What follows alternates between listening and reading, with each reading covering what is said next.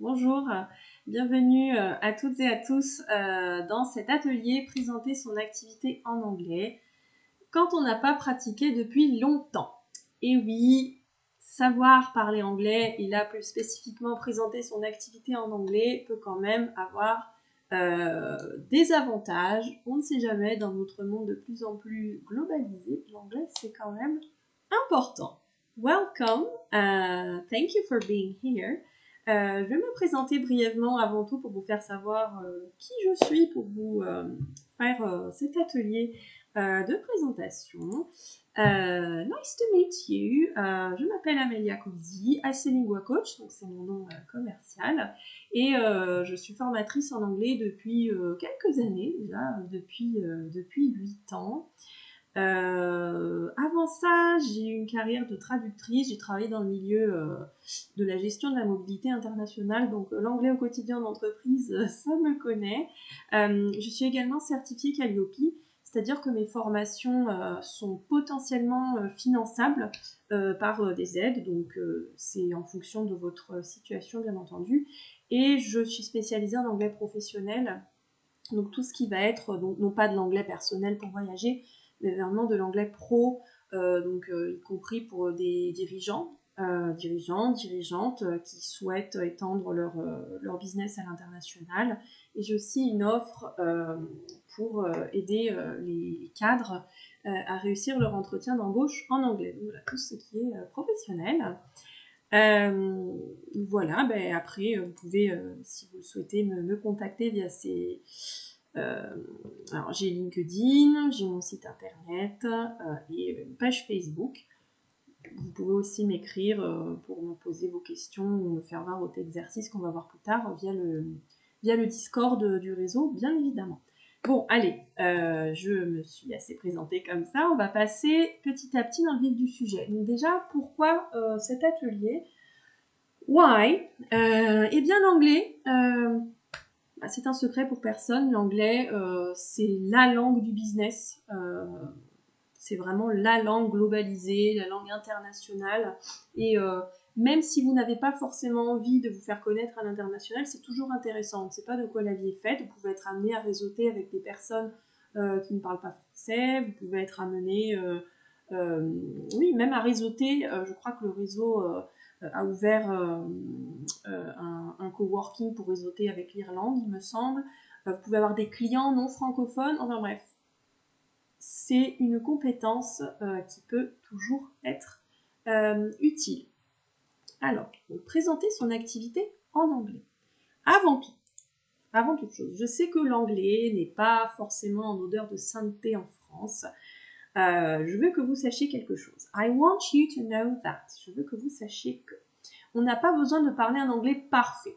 Je sais qu'en France, il y a cette mentalité, oh là là, il faut surtout pas que je me trompe, moi je sais pas, les verbes irréguliers, ça m'a traumatisé, à l'école j'avais des mauvaises notes, ça on s'en fiche. Dans le monde réel, dans le monde adulte, la perfection, c'est pas grave, d'accord? Être comprise est plus important qu'être parfaite, je vous l'assure. Les phrases simples sont souvent les meilleures. Si vous débutez en anglais et que ça fait longtemps que vous n'avez pas pratiqué, inutile d'essayer de faire de la grande littérature, inutile d'essayer de faire du Shakespeare. Faire des phrases simples, ça ira très bien. Les résultats à l'école ne vous définissent pas. C'est pas parce que votre prof d'anglais, vous n'étiez pas totalement copine avec elle, ou c'est pas parce que les verbes irréguliers vous ont traumatisé, ou que, enfin, ça on oublie. L'enseignement à l'école de l'anglais est ce qu'il est, mais il ne faut pas que ça vous empêche de vous bloquer, d'accord? Et ne vous racontez pas d'histoire, oui mais mon accent n'est pas terrible, on va me juger. Non, c'est pas vrai. Même si vous faites des erreurs, c'est pas grave. Tout le monde en fait. Les anglophones en font. J'en fais aussi des erreurs. Même quand vous parlez français, parfois vous pouvez faire des erreurs aussi. C'est pas grave, je vous assure. La bienveillance aussi. C'est vrai que c'est assez français d'avoir peur de se tromper, mais je vous assure que quand vous êtes avec des anglophones, quand vous êtes vraiment baigné dans une culture américaine, australienne, vraiment anglophone, les gens ne vont pas vous juger.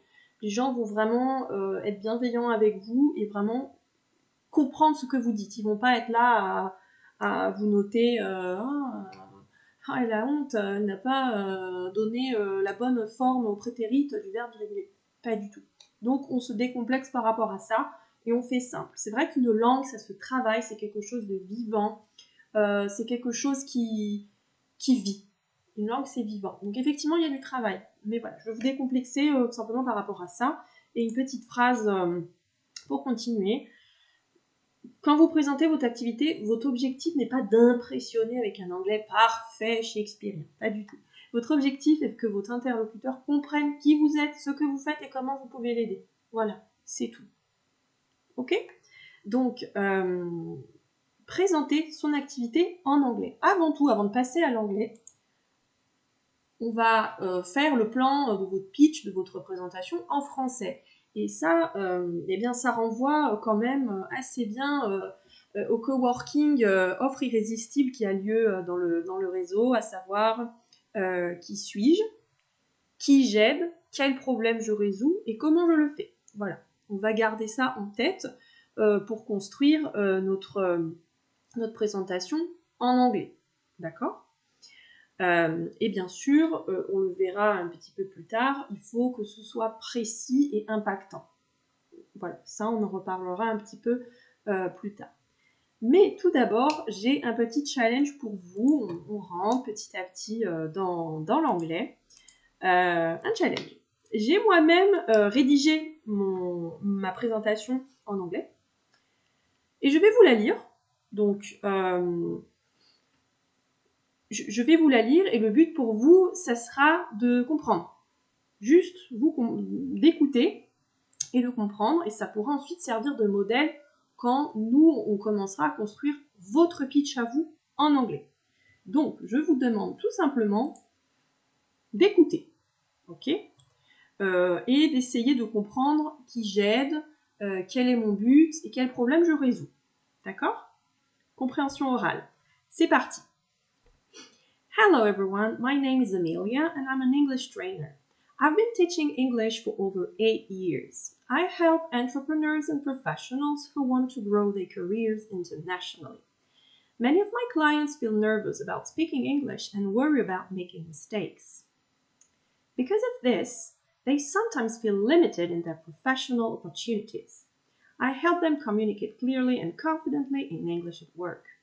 My goal is to help them understand others, express their ideas, and be understood in professional situations.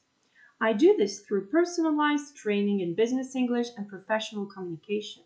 I adapt my training to each client's needs, goals, and professional environment. Bien. Est-ce que ça va? Bon, si vous n'avez pas tout compris, c'est pas grave. Je vous mets ici la transcription de ce que je viens de vous lire. Alors, si vous voulez réécouter, il n'y a pas de problème. Vous pouvez revenir un petit peu en arrière dans la vidéo. Et si c'était un petit peu difficile, n'hésitez pas à régler la vidéo et ralentir. D'accord? Donc, je vous laisse lire, vous familiariser. Vous pouvez mettre la vidéo en pause. Ok? Maintenant, on va aller un petit peu plus loin dans la compréhension orale et écrite.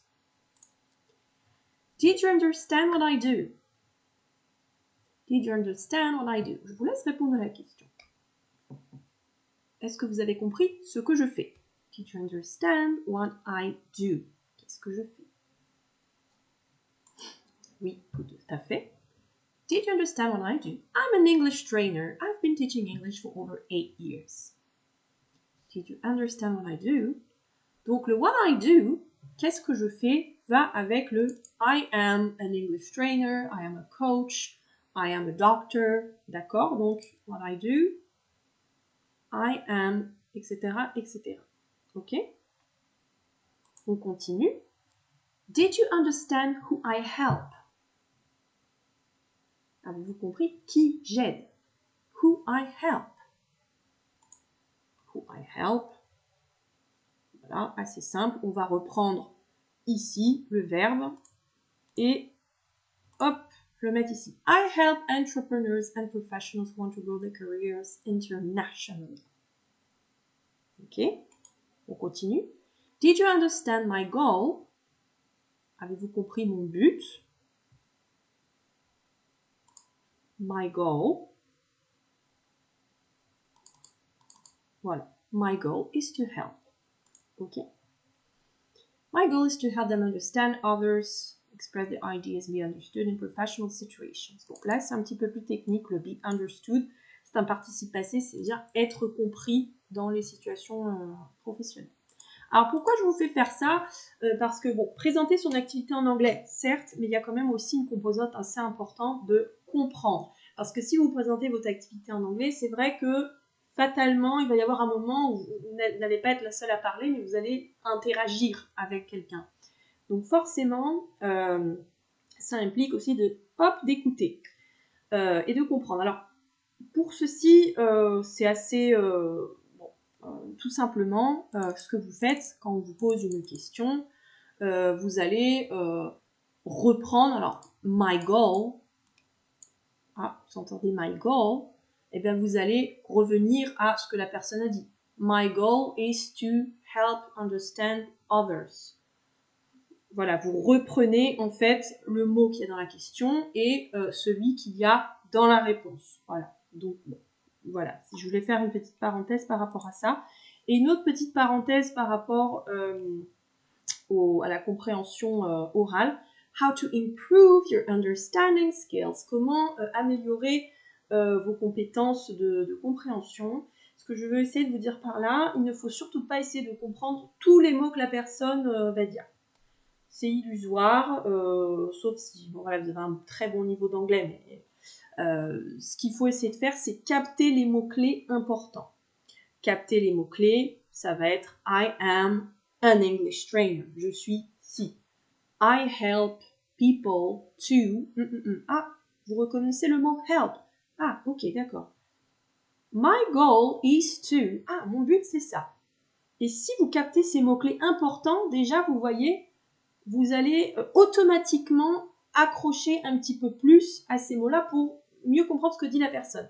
Et le contexte va aussi vous aider. Si vous craignez de ne pas tout comprendre, ce qu'il faut faire, c'est de faire des déductions. Ok, la personne, j'ai compris tel et tel mot, elle parle de business, elle parle de English, donc normalement, ça veut dire ça. Vous pouvez aussi vous baser sur des mots familiers que vous comprenez et surtout ne pas accepter de ne pas tout comprendre. Si vous n'avez pas pratiqué depuis longtemps, que l'anglais c'est pas votre fort, mais ça se travaille, il faut juste surtout ne pas se stresser. Quand quelqu'un vous parle en anglais, il ne faut pas chercher à comprendre 100% des mots. Il y a des petits mots qui ne vont pas forcément être utiles. Donc c'est pour ça que je vous dis, accrochez-vous sur les mots-clés. D'accord? Help, go, I am, my clients. C'est ça qui va vous aider à comprendre. Si vous avez ne serait-ce que 60-70% de ce que la personne raconte, c'est déjà OK. Voilà, tout simplement. Alors, ensuite, c'est là que nous allons passer au vif du sujet, à savoir créer votre présentation en anglais. Donc, let's build your own presentation. Alors, build your own presentation. Donc, ça va reprendre en réalité le pitch, la structure du pitch qu'on avait vu tout à l'heure en français. Donc là, ce que je vais vous demander, vous prenez, alors vous faites comme vous voulez, votre logiciel de traitement de texte, un papier, un crayon, et c'est parti. On va procéder donc par partie. On va avoir un texte de base, et après, ce sera à vous de remplir avec vos informations. Ok? C'est parti. La première partie, la plus simple. Who are you? Qui êtes-vous? Who, c'est qui? Hein? Donc, c'est parti. My name is, I live in, I am a, alors, une petite précision. I am a, le a, ça va aller avec les mots qui commencent par une consonne. Donc, par exemple, I'm a coach, I'm a doctor, I'm a trainer, I'm a teacher. Et an, ça va être tout ce qui commence par une voyelle. Donc, I am an entrepreneur, par exemple. I've been working as a, donc là, ici, dans cette partie-là, on reprend le nom de votre métier et for le nombre d'années que ça fait que vous exercez ce métier, d'accord? Je refais aussi une petite parenthèse grammaticale parce que je sais que c'est pas très facile pour les francophones. Quand vous dites I've been working as a coach for 7 years, je travaille en tant que coach depuis 7 ans. Nous, on utilise le présent, mais eux, ils vont utiliser un present perfect, ok? Donc, vous pouvez aussi dire ça comme ça passe aussi. Coach for 7 years. C'est bon aussi. C'est peut-être un petit peu plus simple que ça, si vous avez du mal, ça passe aussi. Donc, pour vous dire, I have worked as a coach for 7 years. Ça veut dire que j'ai commencé il y a 7 ans, donc c'est le passé, mais c'est encore le cas aujourd'hui. D'accord? On va pas dire, enfin en anglais, normalement, après si vous dites une fois de plus, c'est pas un drame, mais c'est pour vous dire I work. Ça, c'est pas bon. C'est pas bon. Je sais que c'est une faute qui est beaucoup faite, mais normalement, on n'est pas censé... Attendez, je vais la mettre en rouge, je sais pas. Les aléas du direct, voilà, hop. I work as a coach since 7 years. Non, ça ne marche pas du tout. On n'utilise pas le présent en anglais pour parler de quelque chose qui a commencé dans le passé, mais qui est toujours dans le cas aujourd'hui, d'accord? Et le since, on va l'utiliser seulement avec une date. Since 2021, depuis 2021. Si vous voulez dire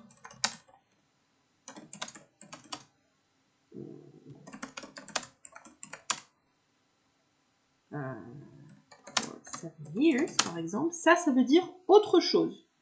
Ça veut dire que j'ai travaillé en tant que coach pendant 7 ans, mais ce n'est plus le cas aujourd'hui.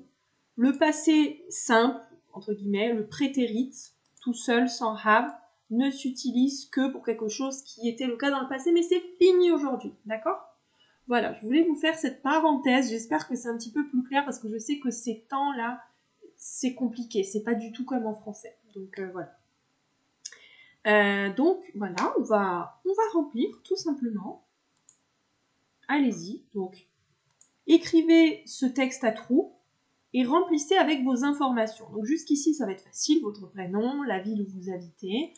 I am an. Alors si vous ne savez pas comment on dit votre métier en anglais, et pour tout le reste d'ailleurs, je vais vous montrer 2 sites qui sont très anciens, que j'utilisais moi-même quand j'étais étudiante il y a une grosse douzaine d'années, mais qui sont toujours des valeurs sûres. Alors vous pouvez utiliser l'IA, ChatGPT, etc. Je ne veux pas vous faire une leçon là-dessus, mais je voudrais quand même vous montrer ces 2 sites-là qui sont vraiment très très bien. Vous n'avez pas besoin normalement d'utiliser l'IA parce que je vous donne déjà les textes de base qui sont corrects. Après, c'est seulement à vous de chercher des mots. Pour des mots, bon, on va peut-être pas utiliser l'IA, mais ce site-là, wordreference.com, c'est absolument super. Si par exemple, vous ne savez pas comment on dit en anglais, je ne sais pas, par exemple, vous ne savez pas naturopathe, par exemple. Hop. Bon, bah voilà. Vous avez la réponse. Et ça, c'est vraiment une source très très très fiable pour chercher des mots comme ça. Vous avez aussi des discussions, voilà, naturopathe. Voilà, vous pouvez aller creuser dans le site. Vous avez des forums aussi pour poser des questions, c'est super. Vous avez aussi le site Lingui qui est très très très très bien, parce que ça va piocher vraiment dans des articles, dans des sites internet qui sont bilingues et qui sont normalement traduits par des professionnels. Donc c'est vraiment super. Par exemple, consultante en bien-être au travail. Voilà. Vous pouvez le faire en même temps que moi, bien sûr. Voilà. Normalement, il va vous sortir des possibilités. Bon, vous n'allez pas forcément trouver tout de suite à la première ligne, mais en fouillant un petit peu, vous allez trouver par exemple Wellness Consultant, ça peut être pas mal. Bon là vous avez juste Consultant tout seul, donc on peut se dire bon, c'est pas forcément ça, mais si vous trouvez un petit peu plus loin quelque chose qui, par exemple, Human Resources Consultant, vous pouvez vous dire, ok, bon, peut-être que ça peut aussi s'appliquer à moi. Voilà. Après, c'est vrai, c'est peut-être plus simple pour des mots tout seul, mais ça peut être un très bon outil de travail, ok? Donc, allez-y, hop, ok, c'est rempli. Voilà, I'm a business coach. J'ai trouvé un exemple. I've been working as a business coach for 5 years. Bon, 5 ans. Ok, vous avez votre première partie. Ça, vous pouvez prendre toutes ces petites phrases et remplir les trous. Who do you help? Qui vous aidez? Ça, c'est une partie très importante. Alors là, vous pouvez choisir qu'une seule phrase. Vous n'êtes pas obligé de sélectionner les 3 parce que ça veut globalement dire la même chose. Si vous voulez vraiment rester très simple, prenez la première, c'est très bien. I help les personnes, women over 45, les femmes de plus de 45 ans, par exemple, who, qui, ont tel problème. D'accord? Donc, sélectionnez qu'une seule phrase et remplissez. Là, c'est votre typologie client, d'accord? Qui ont ensuite derrière tel problème. Vous pouvez ensuite vous servir de l'IA ou de Word Référence ou de Lingui. Des exemples. I help female entrepreneurs, donc les femmes entrepreneurs, qui, who, et là, have lost confidence after a business failure, qui ont perdu confiance après un échec de business. My clients are business owners who want to grow their companies while still having time for their children. Ça, ce sont des mots assez importants à connaître. Je vous conseille grow their companies, grow their business, c'est développer un business. Confidence, c'est la confiance en soi. Without, très bien à comprendre aussi, ça veut dire sans. While, ça veut dire pendant. Donc, qui veulent développer leur business tout en gardant du temps pour leurs enfants.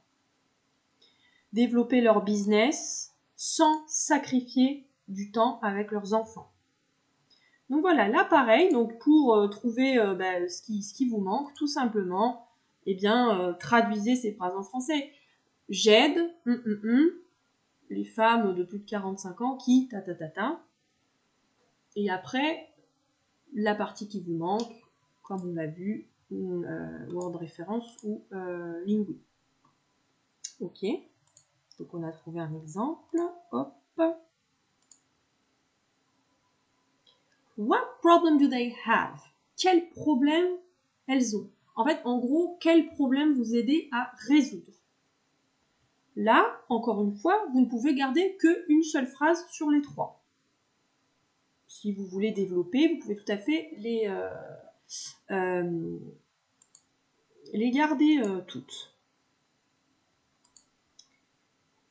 Important à connaître. Many of my clients struggle with, donc beaucoup de mes clientes, struggle with, ça c'est très intéressant comme expression, ça veut dire galérer avec quelque chose, avoir du mal avec quelque chose. Donc ça c'est une bonne phrase à connaître. Many of my clients struggle with, et après, une fois de plus, vous complétez avec votre situation, en restant simple, en restant synthétique. They often find it difficult to, elles trouvent souvent difficile de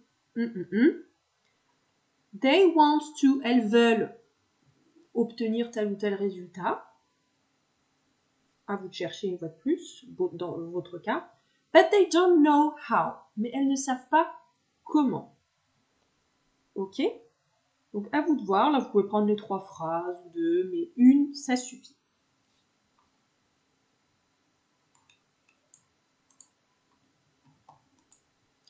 Many of my clients struggle with visibility and marketing.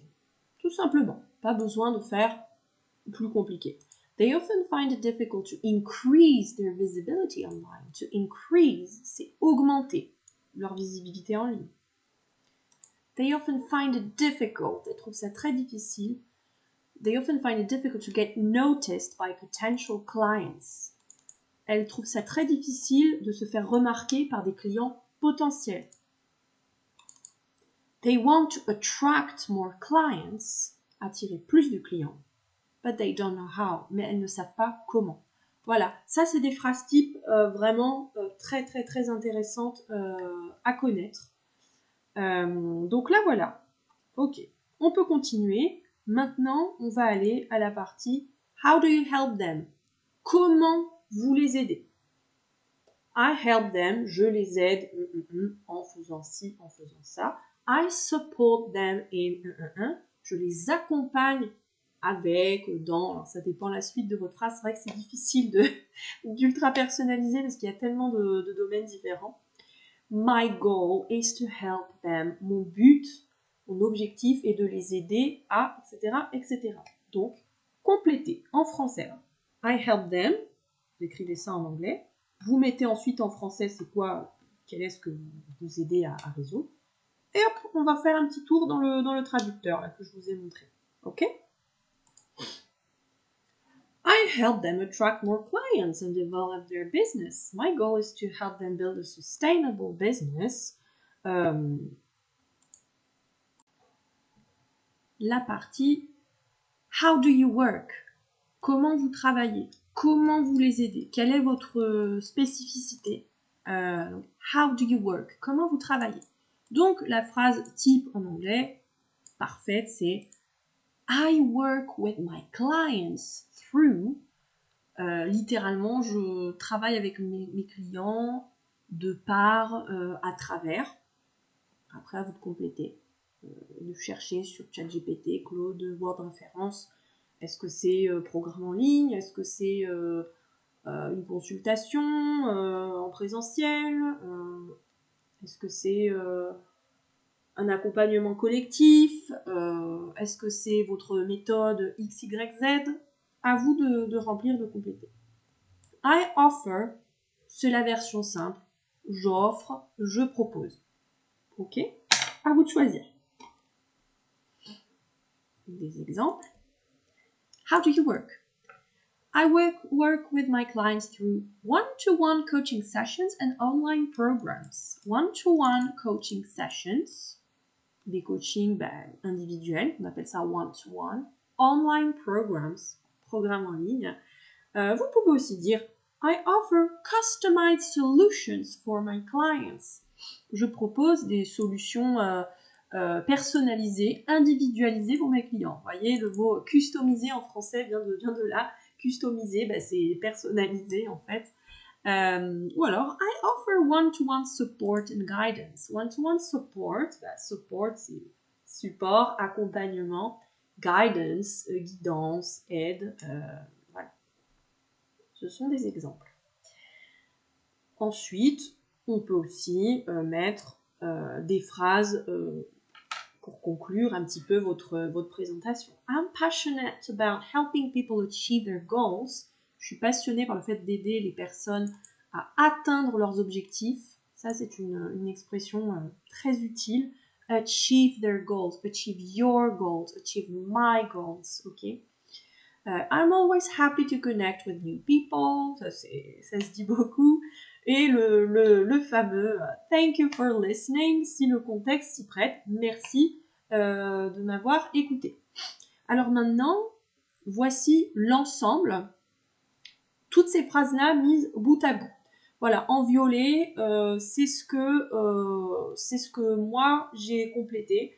Donc normalement, vous aussi. Voilà, donc je vous laisse avec ce texte et essayez de voir voilà, si c'est ok, si vous avez rempli au bon endroit. Donc le prénom, le métier, métier plus depuis combien de temps, depuis combien d'années vous le faites, la typologie de client, enfin votre cible, your target comme on dit, cible qui veut ça ou qui a tel problème.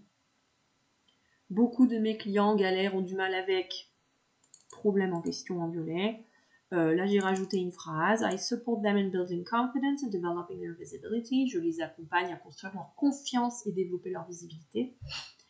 Comment je travaille? Je travaille avec mes clients grâce avec coaching one-to-one, je suis passionnée par, etc., etc. Donc je vous laisse ça, vous pouvez faire une pause de la vidéo et je vous laisse voir, ok? Donc là, on a grosso modo votre discours vraiment là en noir, donc c'est vraiment, on va dire, le squelette, les phrases type en anglais qui normalement ne changeront pas. C'est vraiment voilà, des phrases réutilisables et après évidemment à vous dans le cadre de cet atelier non personnalisable bien sûr, à vous de compléter. Ok, maintenant on a ça. Alors, vous pouvez aussi, si vous voulez me poser des questions via le Discord en privé, si vous voulez m'envoyer votre exercice, il n'y a pas de problème, hein, il n'y a pas de souci, je peux vous aider. Ok, maintenant nous allons passer à une autre partie. Les questions que les personnes vont vous poser, questions people will ask, ou alors que vous allez demander aux autres, parce que si vous parlez en anglais, normalement, comme on dit au début, il y a normalement une interaction qui va se faire. Donc ça peut être intéressant de savoir poser des questions, de savoir y répondre, hein, bien sûr.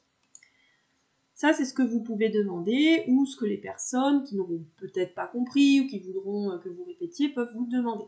What do you do? Qu'est-ce que vous faites? Le what, c'est qu'est-ce que, voilà, en gros. What do you do? Oh, what do you do? What do you do?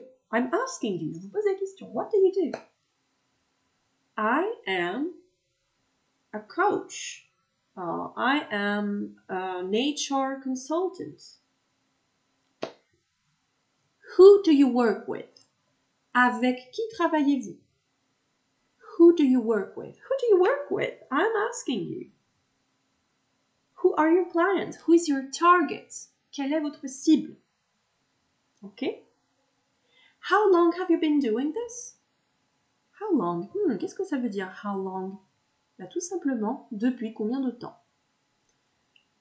How do you work with your clients? How do you work with your clients? Is it a one-to-one coaching? Is it through online programs?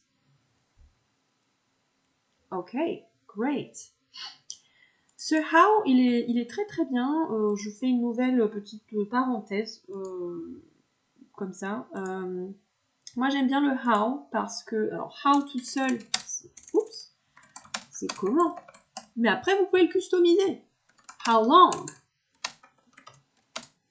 Combien de temps? Depuis combien de temps? How far? À quelle distance? Ensuite, vous avez how much? Combien ça coûte? How many? Combien? Combien de bouteilles? Combien de téléphones? Combien de personnes? Tout ce qui est quantifiable. Voilà, c'était une petite parenthèse que je tenais à faire. J'aime bien le how parce qu'on peut le customiser, c'est très sympathique. Autre question qu'on n'a pas vue avant. Why did you start your business? Why? Rappelez-moi qu'est-ce que c'est? Pourquoi? Start. Commencer. Why did you start your business? Et là, effectivement, ça peut être un petit peu plus long. Bon, on va peut-être pas non plus passer trop de temps là-dessus, mais why did you start your business? C'est votre pourquoi. Donc, I started my business because on sait, c'est pas, j'ai pas d'idée, j'ai un trou là tout à coup. I know the struggle, je connais la galère, on reprend un petit peu les termes qu'on avait auparavant. I know the struggle of being, je vais y arriver, voyez moi aussi, hein, je galère, of being a single mom, être une mère célibataire. So I decided to help other women overcome. To overcome, c'est comment dire, s'améliorer, passer outre, passer cette épreuve. Voilà, c'est encore une fois un exemple. Why did you start your business? What makes you different? C'est pareil, là on va vraiment vous demander qu'est-ce qui vous distingue? Qu'est-ce qui vous distingue des autres? What makes me different is my new approach. What makes me different? It's my method. What makes me different? The way I work. La manière dont je travaille. Une fois de plus, encore une fois, vous connaissez la chanson. Allez voir ChatGPT, Claude, Word Référence et Liwi pour compléter. Let's talk about money. On va parler un petit peu d'argent quand même. How much do you charge? How much? Combien ça coûte? Do you charge? Combien vous prenez? Et là, souvent, moi, ce que je peux vous proposer, c'est 2 phrases types, en fait, qui vont peut-être pas couvrir tous les cas, mais si vous travaillez sur devis, par exemple, que vous ne pouvez pas donner un tarif comme ça, vous pouvez dire « I provide quotes for each project ». Donc, ça veut dire « je travaille sur devis ». Voilà, ça, c'est une manière polie de dire « faudra qu'on en parle et je vous donnerai mon tarif comme ça ». Sinon, si vous avez vraiment un tarif horaire, tout simplement « I charge 70 euros per hour ». Per hour, par heure. Voilà. Ça, normalement, je n'arrive pas à penser à un autre cas, mais voilà. Where can people find you? Où est-ce que les personnes peuvent vous trouver? Alors là, ça dépend. Alors, soit vous avez un endroit, I work in an office located, et là vous donnez l'adresse. Je travaille dans un bureau qui se trouve à. I have a shop, local shop, j'ai une boutique en local, located, plus adresse. Ou alors vous pouvez dire I have an Instagram, Facebook page, a LinkedIn page, I have a website. J'ai un site internet. My website is etc.com. Vous voyez? Où est-ce que les personnes peuvent vous trouver? Ou alors, si vous voulez demander à la personne, where can I find you? Où est-ce que je peux vous trouver? Ok?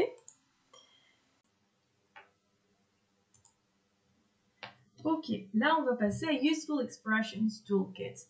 Donc des expressions, mais aussi des mots très précis de vocabulaire qui sont vraiment très répandus dans le business English. Des expressions et des mots voilà, que vous allez retrouver à tous les coups, que des personnes vont mentionner et que même vous pouvez mentionner. C'est vraiment des passe-partout très répandus voilà, dans le monde professionnel en anglais. Je voulais aussi, en visionnant la partie précédente, j'ai vu que j'avais fait une coquille. Voilà, j'avais écrit approach comme ça. Mais en fait, c'est comme ça, avec un... Voilà, bon. J'espère que je n'ai pas fait d'autres coquilles. Donc, talking about your business. Donc, une petite redite, mais les langues, c'est ça de toute façon, c'est beaucoup de répétition. Il faut répéter. Donc, je radote un peu, vous allez penser, mais c'est un peu fait exprès. Parlez de votre business. Donc, quand vous dites I run my own business, c'est je gère. I run, ça veut dire que je cours, évidemment. Mais I run my business, ça veut vraiment dire je gère. Voilà, ne soyez pas surprise, quelqu'un vous parle de running, c'est pas de la course, c'est de la gestion. I'm self-employed, ça veut dire self-employed, je m'emploie moi-même, donc je suis indépendante. Et là, eh bien, écoutez, je vous laisse à nouveau, vous aussi, radoter. I work as, à vous de me dire, what's your work? What's your business?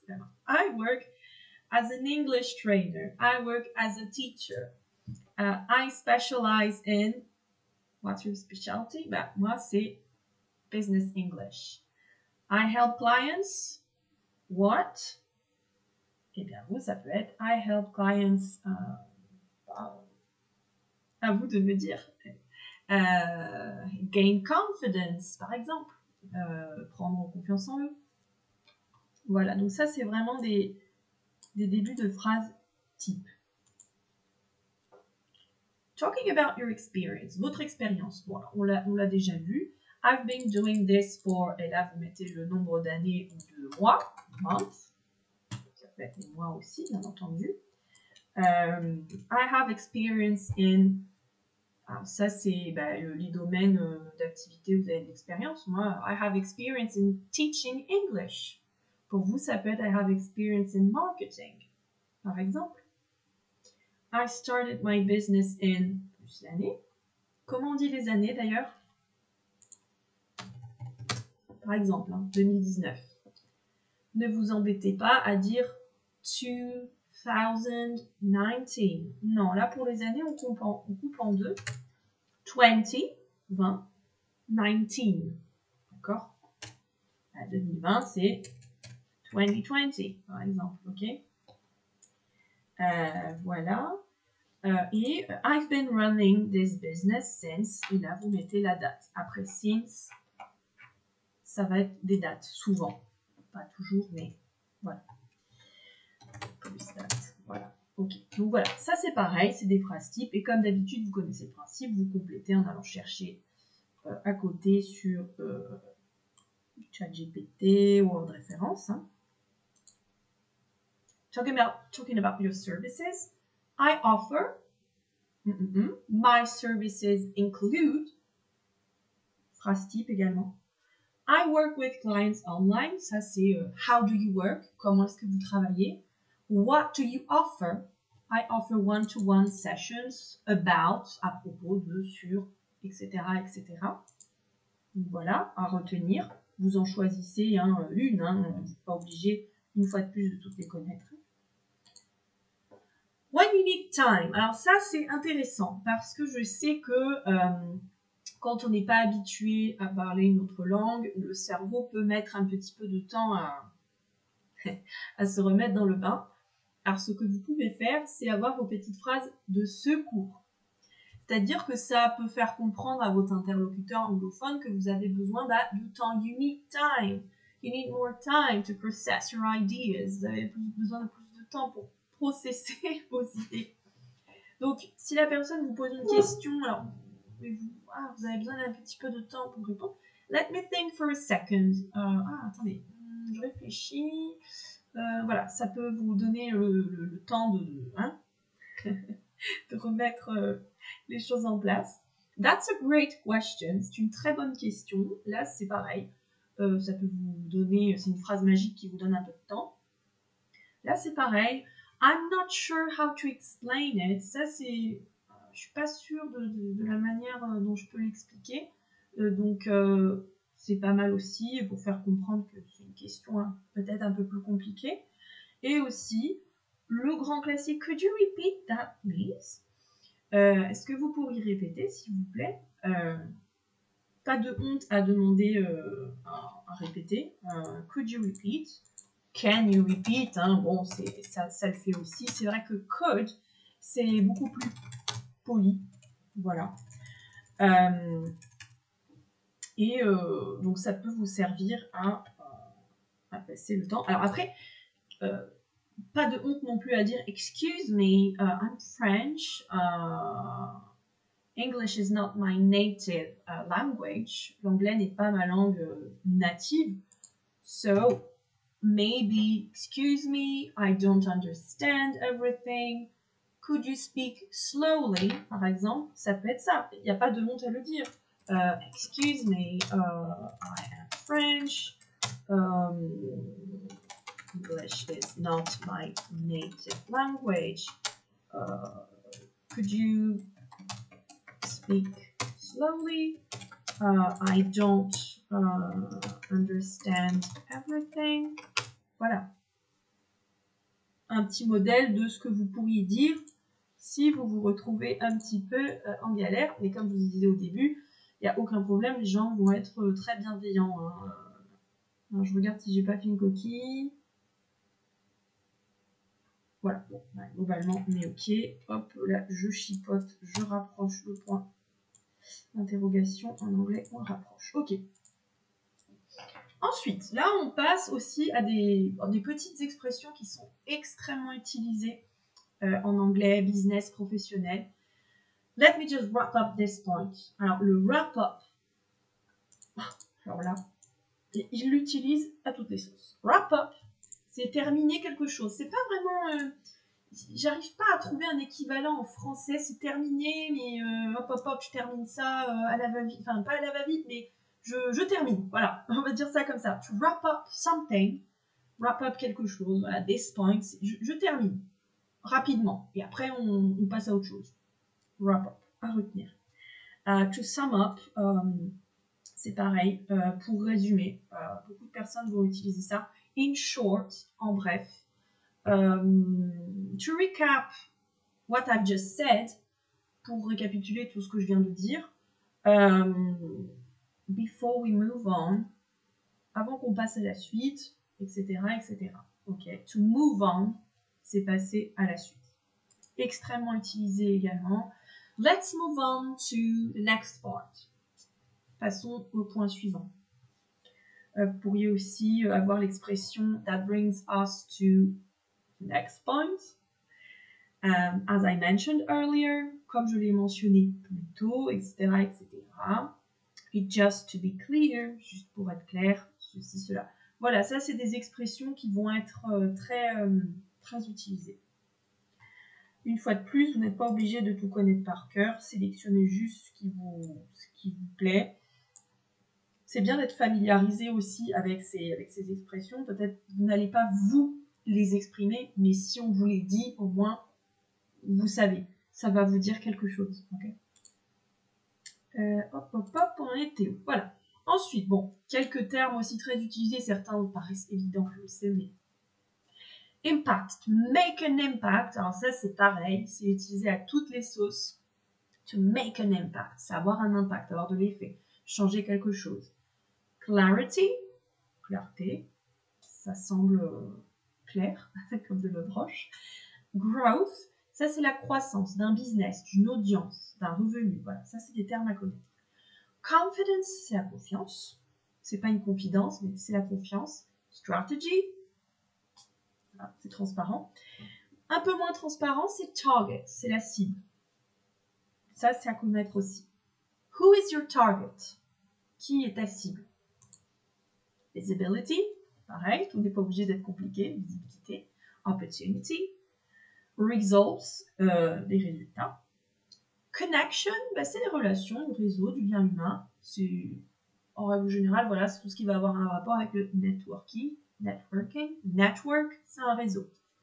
Et enfin, nous avons le mindset. C'est un état d'esprit, voilà, c'est... on l'entend beaucoup dans le coaching business. Tu as le bon mindset, tu n'as pas le bon mindset, c'est l'état d'esprit. Mindset, c'est très utilisé dans tout ce qui va être orienté professionnel, entrepreneuriat, atteindre des objectifs. Atteindre un objectif, c'est achieve a goal. Alors, on l'avait mis dans une partie précédente, mais je vous le remets là. Achieve a goal, c'est atteindre un objectif. Très, très important aussi. Ensuite, nous avons tout ce qui est small talk. C'est quoi le small talk? Eh bien, c'est tout simplement des conversations un petit peu plus légères. Si vous faites du networking, alors certes, vous allez présenter votre activité comme on l'a vu précédemment, mais vous allez aussi être amené à peut-être avoir des conversations un petit peu plus légères, plus personnelles. Bon, alors évidemment, dans cette vidéo, ça va être très difficile de faire une conversation. Mais voilà, vous avez les grands classiques. How are you today? How are you today? Oh, I'm fine, thank you. Alors voilà, vous allez généralement pas dire oh, I'm feeling so sick. I'm feeling so sad and discouraged. Non, bon, généralement, on va toujours dire à peu près la même chose. I'm fine, thank you, and you? Ça va bien, merci. Et vous? How's your day going? Comment se passe votre journée? Oh, my day is going fine, it's going well. I'm busy, but it's okay. It's okay. I'm happy about that. Bon, je dis n'importe quoi, hein, mais il y a encore une infinité de choses que vous pourriez dire, mais généralement, I'm busy, je suis occupée, but it's okay. I'm happy about that. Je suis occupée, mais c'est ok, je suis heureuse de ça. Nice to meet you. Enchanté de faire votre connaissance. It's great to be here. Ça aussi, ça se dit vraiment beaucoup dans le networking avec des anglophones. It's great to be here. C'est super d'être ici. Voilà, ça pareil. Des expressions assez types à retenir. La météo, un grand classique. The weather is nice today. La météo, il fait beau aujourd'hui. Ou alors, it's not nice. Tout simplement. Hein. Si vous ne voulez pas mobiliser du vocabulaire que vous n'avez peut-être pas, it's not nice. Il fait pas beau aujourd'hui. Voilà, inutile parfois de chercher trop loin et faire trop compliqué. It's a busy week. Oh, on vient de voir busy. C'est une semaine intense. On est occupé. How was your weekend? Comment était votre week-end? Are you based in Marseille, Paris, etc. Are you based? Est-ce que vous êtes basé? Où êtes-vous basé? Hein? Voilà, donc ça, pareil, des phrases assez typiques. Je voudrais aussi peut-être brièvement vous parler de quelque chose, c'est comment on forme des questions. Who are you, par exemple, c'est qui êtes-vous? Alors bon, généralement, vous n'allez pas dire ça comme ça, mais c'est faire un petit point grammatical rapide. Who are you, c'est qui êtes-vous? Ok. Mais si vous dites, vous voyez la différence, vous avez donc qui êtes-vous et avec qui travaillez-vous. On va pas mettre de do avec tout ce qui est verbe être. Who are you? Par exemple, how are you? Comment allez-vous? Avec le verbe être, pas de do, d'accord? Par contre, avec tous les autres verbes du monde, vous allez mettre un do. Je dis ça parce que je sais que beaucoup d'anglophones, de francophones oublient le do, mais il ne faut surtout pas oublier de le mettre. Enfin, surtout pas si vous faites l'erreur, c'est pas un drame, mais je vous le dis quand même. Who do you work with? Avec qui travaillez-vous? Travailler, c'est pas le verbe être, donc on va mettre do, d'accord? Et autre chose qui peut troubler aussi les francophones, on va pas dire with who do you work? Ça va faire pour le coup très bizarre.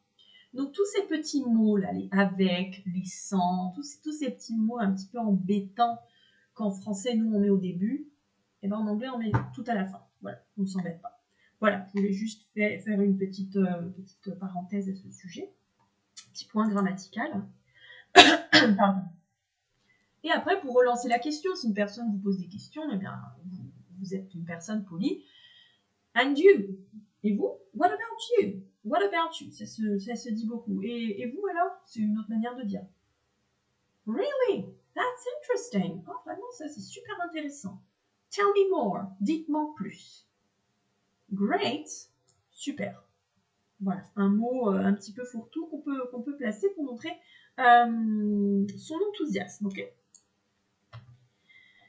Voilà. Maintenant, on va passer à la toute dernière partie, à savoir les tips, les astuces qu'il me reste à vous transmettre avant de vous quitter.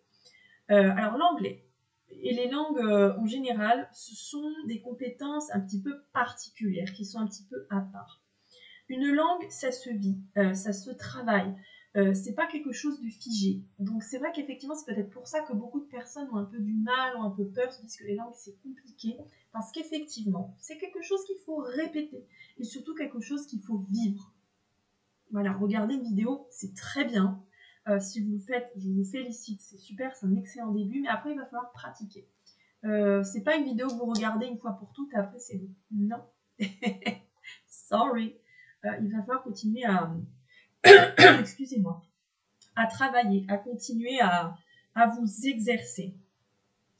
Il y a aussi beaucoup de personnes qui me disent « Oh, eh bien, c'est bien de regarder des films et des séries en anglais, non ?»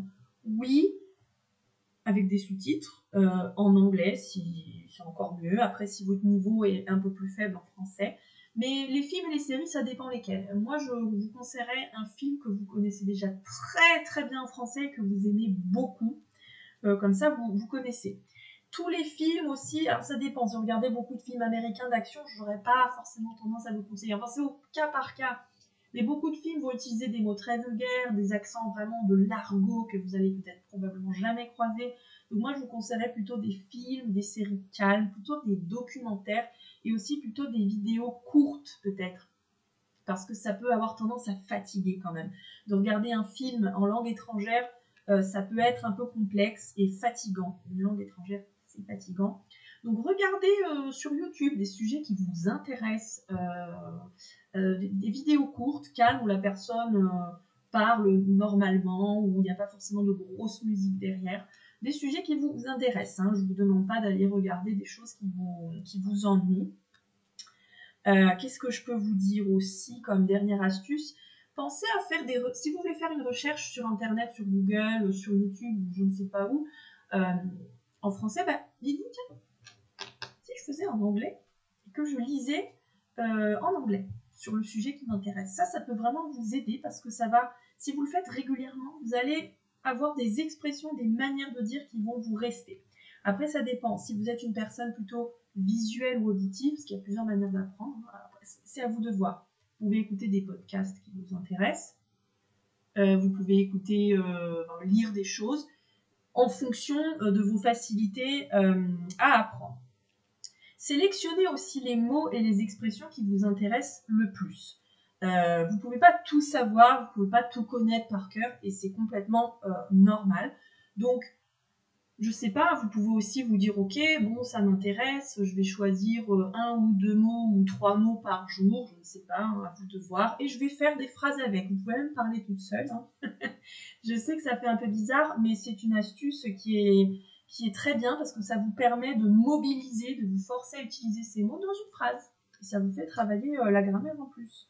Et parlez un petit peu chaque jour, si vous voulez vraiment progresser en anglais, même quelques minutes par jour. Inutile de faire 1 heure par jour. Je sais que les emplois du temps sont chargés, donc c'est pas la peine non plus. Il faut que les choses soient faciles.